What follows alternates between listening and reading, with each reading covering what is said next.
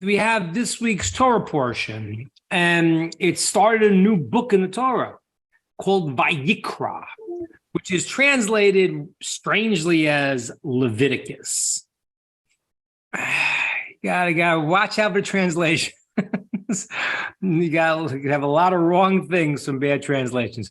So, okay, Leviticus, I guess, is because it's to the Levites, but that's not what the book is called. The book is called Vayikra, and God called. And the book goes through a lot of what's called korbanos. Korbanos are translated, again, another problem translation, as sacrifices. Because now, once you have sacrifices, you got a lot of crazy ideas and a lot of misunderstandings. Well, let's go with the first one. The first one to realize is this idea of when I sacrifice something for someone else, yes, I'm giving something up, but I'm giving something that they theoretically need. That's the sacrifice. You need it, and I'm sacrificing mine to give to you. It's a little bit bizarre in a relationship with Hashem, with God, because he doesn't need anything. What is the point of you sacrificing something that he doesn't need? He doesn't need anything. By definition, God has no lacking. He is perfect in every way. So therefore, what can you give him? He gives you something, so you give it back to him as if he needs it. It's strange. And this in the ancient world was a weird thing. People were into sacrifices. And they sacrifice human sacrifices. They sacrifice all these different things. So what is the difference between, a billion differences, but I want to explain one aspect today of why sacrifices in the general world was a very, very bad thing, and why the idea of a korban, which is translated as sacrifice, this offerings to God, why it's a very good thing. Okay, a lot of depth to it. I want about one point today to understand. What is this book, which is called, translated as Leviticus, that God is telling us these laws of offerings that we can't do today. We can't do them today. We will be able to do them in the future in the time of the temple. We can't do them today. So what do we do today? So the rabbis say, it's a verse in the prophets, that, and it's very important to know this, especially if you run into missionaries, they'll ask you this all the time.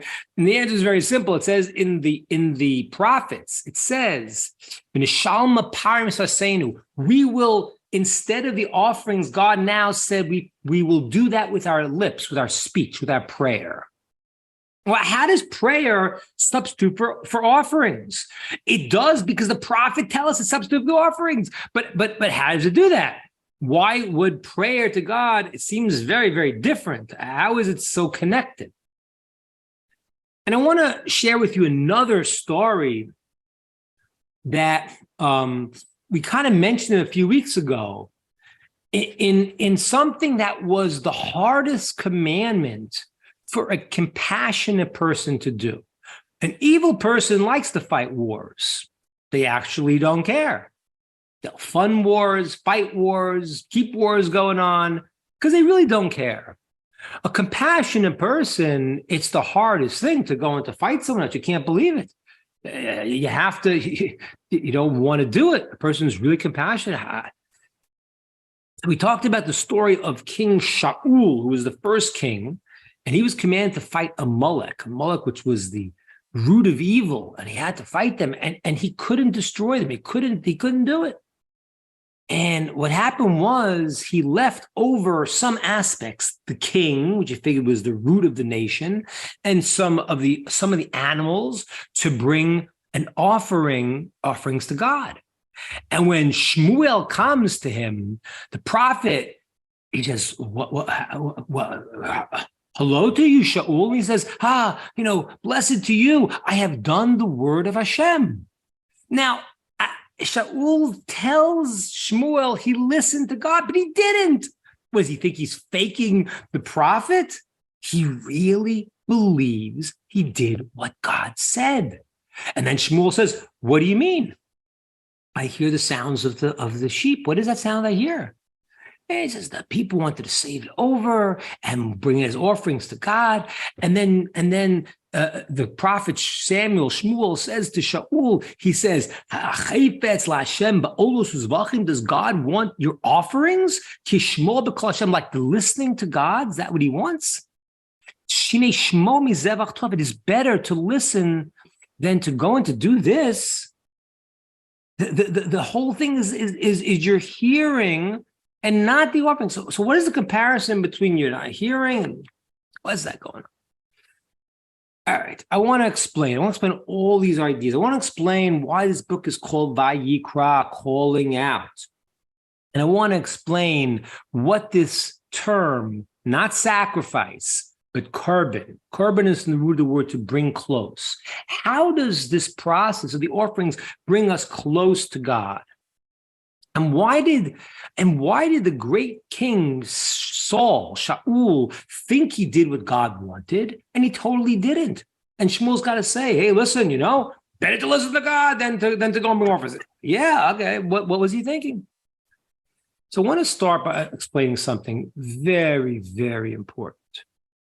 And this is, I'm not saying this to go and to get into politics of modern times and this and that, but I want you to understand something.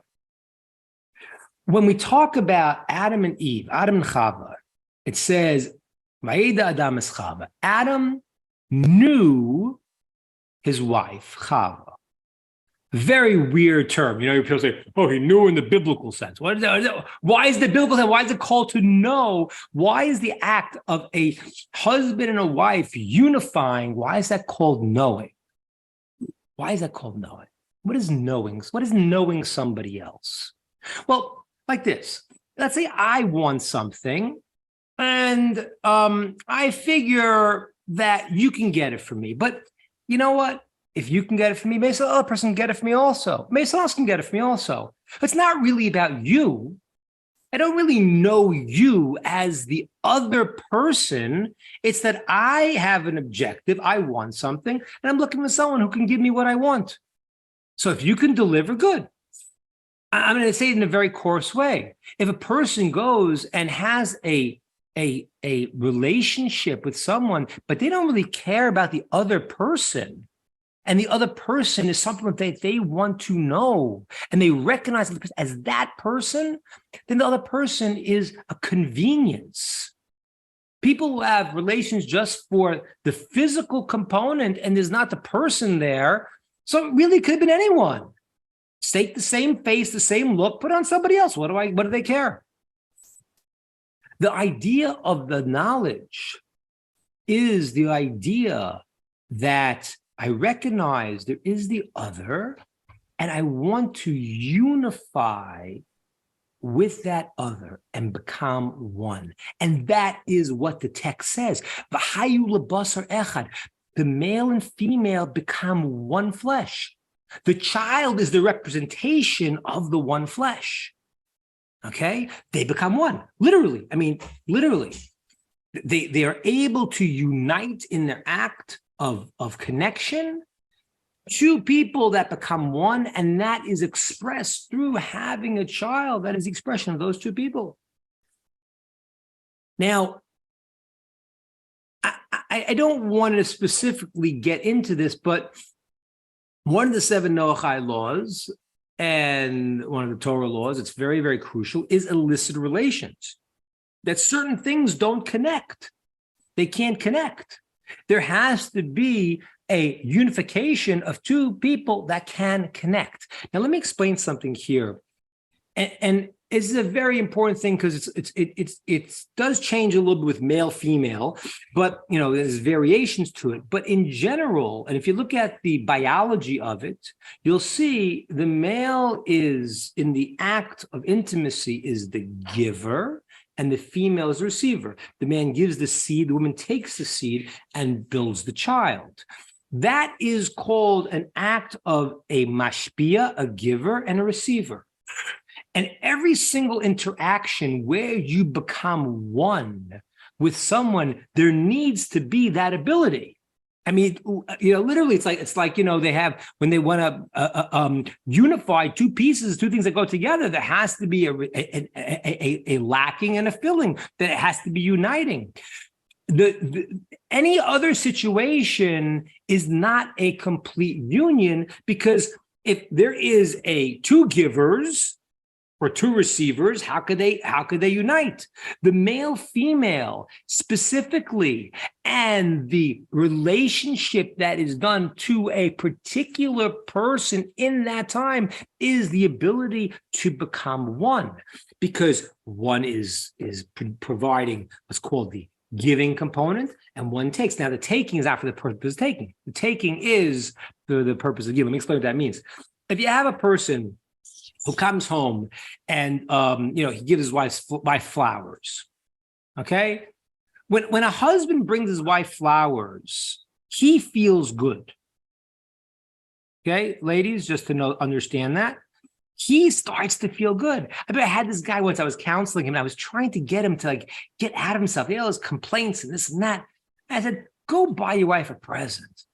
Buy this, buy that, And then when he did it finally and he gave it, he said to me, wow, I don't know. I felt completely different. I felt that all of a sudden it stirred up in him the emotions that he wanted. Now, let's say the wife takes the present and says, yeah, great, thanks. Now get out of here. That's not a receiver, because she's receiving it not as the connection to the giver, but rather she's receiving it because she wants it separate. So she says, yeah, give me a BMW. Thank you very much. But call me in 6 months. That's not what it is. When the wife gets the flowers and she feels so good about it, it's because it's a receiving from the giver, and therefore her receiving is a giving back to the giver. When the husband sees the wife with that joy that she has, that you gave to me, and I want to receive this because you gave it to me, that unifies them. That is the quality of really two things that become united. The deepest relationship is that male-female bond, which can't work in any other situation. And so, yes, there is obviously the laws of that are forbidden certain things to do, certain relationships are totally forbidden, but to understand the deeper meaning of it, it means because these things don't become united. If you have, two people that don't have that quality of the male-female to unite, they're not really becoming one. And then the world creates what it creates. So that is a very, very important basis to understand. The whole world, it said, was built male and female. Every aspect, okay? Every aspect has that component. Now, let's give it in another sense. Let's say I want to teach you something. And you say, well, that's very nice, but I'm also a teacher. Okay, great. Now, I really don't want to hear what you have to say, because I have my own ideas and I don't want to hear your ideas. So how's that conversation going to go? Not very well, because you have two that are giving and none that are receiving. They're not talking, there's no unification there, because I don't want to hear what you have to say. I'm not open to receiving what it is that you are trying to impart. The idea of the korbanos, the offerings, are not sacrifices. That's wrong. And this is why the nations of the world did these crazy offerings. You know why? Because the real idea of the korban, the offering, is to bring me close to God. How does that happen? Because I say, I want to receive from you. The bringing of the offering is to say, I am lacking. I don't have. I am trying to go and to, so to speak, appease, not really appeasing God, but in the sense that I'm giving of myself to show that I am open. I need to receive from you. That was why Shmuel said to Shaul, what did you do here? God doesn't want your offerings. He wants you to listen. What does that mean? Shaul thought, I'm doing exactly what God wanted. I'm doing exactly what he wanted. What did he want? It can't be that he wanted me really to destroy these people. What's the point? It can't be. So he must have meant something else. You know why? Because he really wasn't listening to what God wanted. He made his calculation. Somebody comes to you and says to you, this is what I want you to do. But you say, I want something different. So you couldn't have meant that. You couldn't have meant that. He wasn't fooling around. Saul thought he did what God wanted. He said, it can't be. That doesn't make sense. And that's why Samuel the prophet says to him, no, it's not. It's about really hearing. As we said last week, the ears are always open. It is the ears and the body is like the female relationship. So the ears are open to receive. And therefore, you misunderstood the whole thing. God doesn't want your offerings. Your offerings are you're making your statement. It's not your receiving, it's your own ego. You don't think God said this, so therefore you have your own ideas. Ladies and gentlemen, this is what the nations of the world did. And I want you to understand this. The sacrifices of the nations of the world, they even made human sacrifices and all these crazy things. You know why? Because it had nothing to do with the relationship to God. The idolatry was called witchcraft, kishuf, black magic. They were trying to manipulate their spiritual forces to get what they wanted. Right? That's what it is. If they go and they say, listen, I'm going to make this incantation. This is my genie bottle. I'm going to say this. I'm going to do that, and then I'll get these forces to do what I want. That's the way people relate to God today. They think, they're going to go, I'll pay my dues, I'll go to this, I'll say that, and then God will give me what I want. But you're not really opening to hearing what he wants. You're pushing what you want, and that is the same thing that they were doing with their offerings. Their offerings were not about, I am opening myself to get close to you. What do you want me to do? What are you telling me to do? Because I'm open to hearing.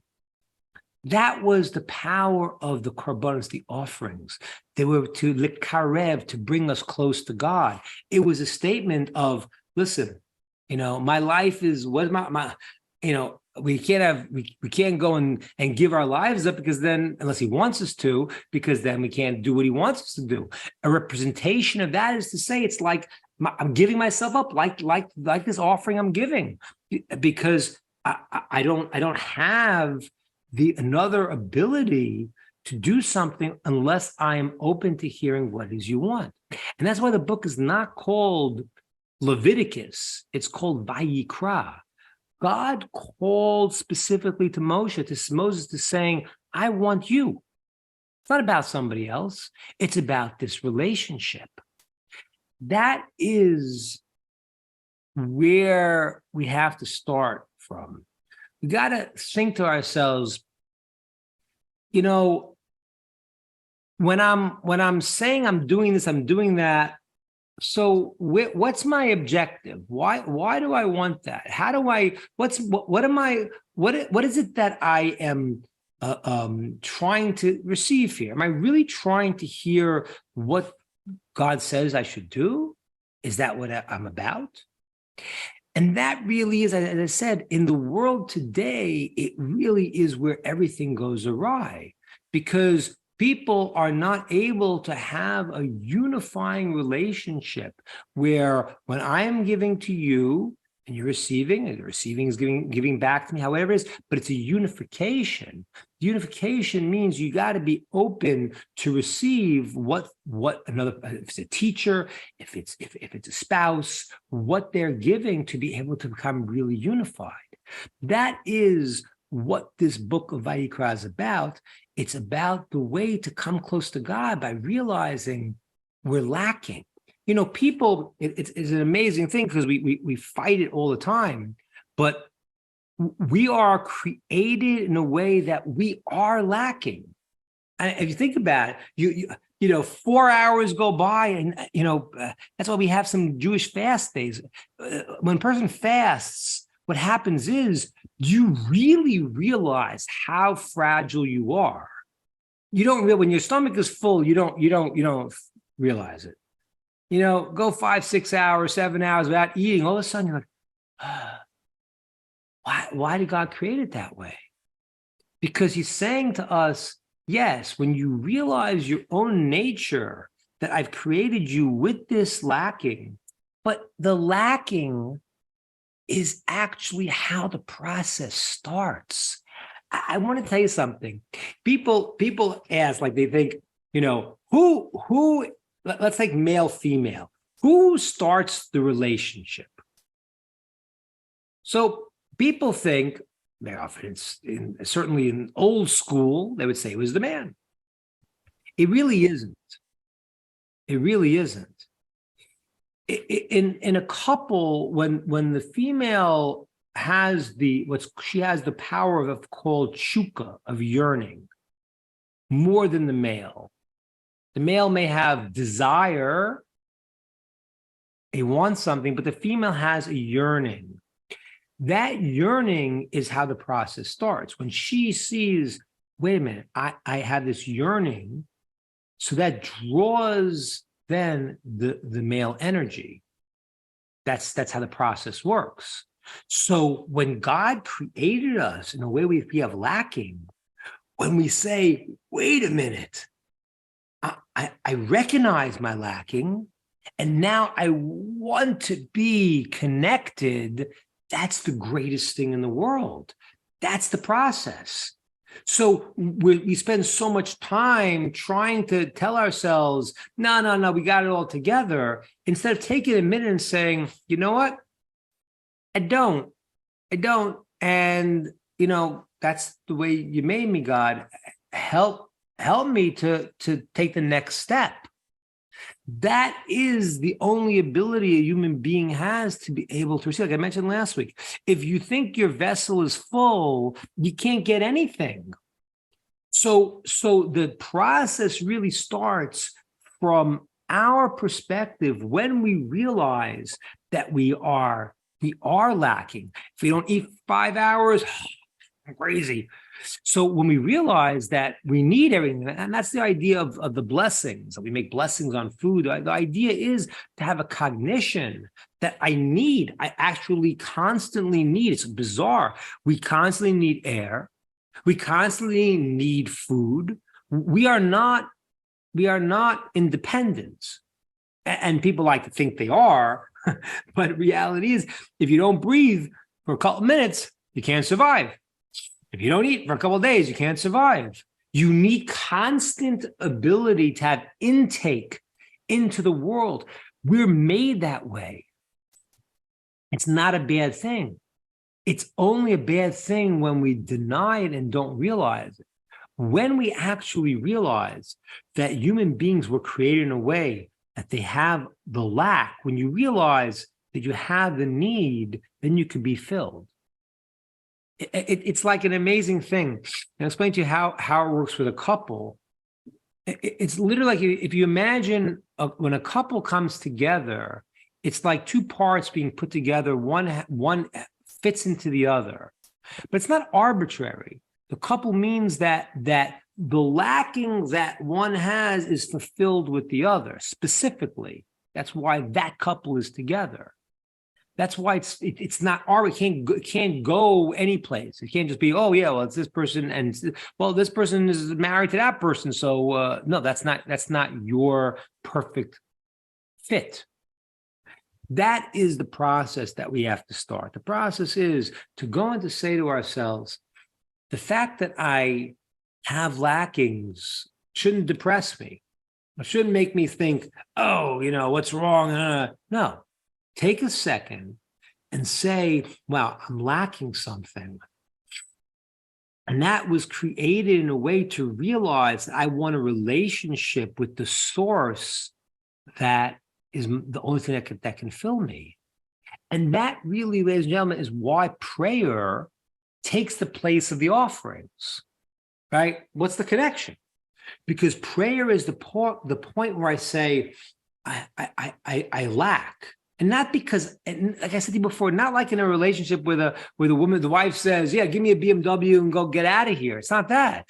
I want the flowers because I want the relationship. I want the connection to the one that's giving me. As people, we call out to God and we say, we're lacking.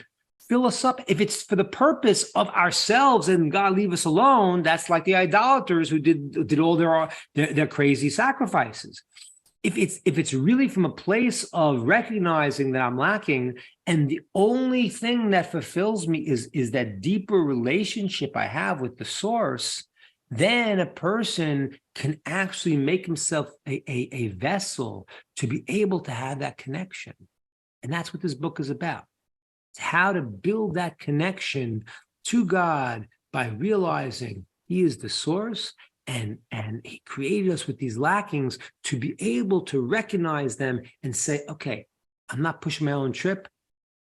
Fill me up and connect me to you.